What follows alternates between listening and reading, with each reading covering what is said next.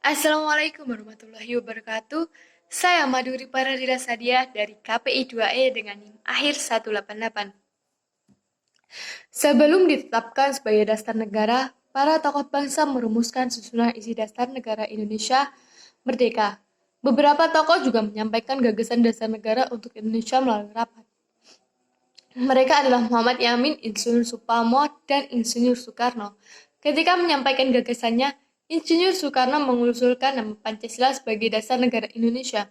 Setelah melalui proses yang panjang dan perubahan sedikit pada isinya, Pancasila akhirnya ditetapkan sebagai dasar negara pada 18 Agustus 1945 yang termasuk dalam pembukaan Undang-Undang 1945. Setelah kemerdekaan Indonesia dan sebagai dasar negara yang baru, penerapan Pancasila dalam berbangsa dan bernegara sempat terjadi penyimpangan ketika diterapkan sistem demokrasi liberal dan demokrasi terpimpin yang melencong dari nilai-nilai Pancasila pada masa Orde Baru dan masa Orde Lama. Juga terdapat pemberontakan-pemberontakan yang ingin mengganti ideologi Pancasila dengan ideologi yang lain.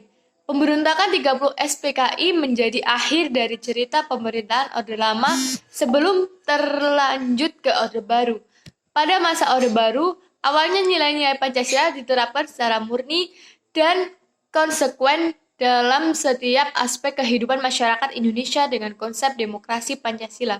Semua bidang pembangunan nasional terus dikembangkan, terutama di bidang ekonomi. Pembangunan nasional bisa dilaksanakan secara bertahap dan berkesinambungan untuk meningkatkan perekonomian negara. Bahkan pemerintah juga membuat semacam panduan pengamalan Pancasila dalam kehidupan bernegara, yakni Pedoman Penghayatan dan Pengamalan Pancasila atau P4, atau Eka Prasetya Pancakarsa. Pada masa ini, pemerintahan membuat kondisi negara benar-benar stabil secara politik, ekonomi, pendidikan, dan lain-lain.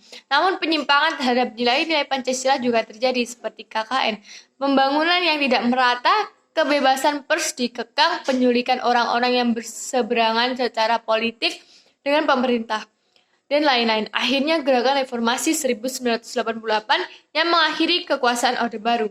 Habis Orde Baru terbitlah Orde Reformasi pada masa reformasi sampai sekarang. Nilai-nilai Pancasila diterapkan kembali secara murni dan diluruskan kembali. Hal ini ditandai dengan kebebasan berbicara, berpolitik, berorganisasi, dan lain-lain. Walaupun belum sepenuhnya karena masih terdapat permasalahan atau tantangan, seperti konflik masyarakat, kebablasan hingga merugikan orang lain.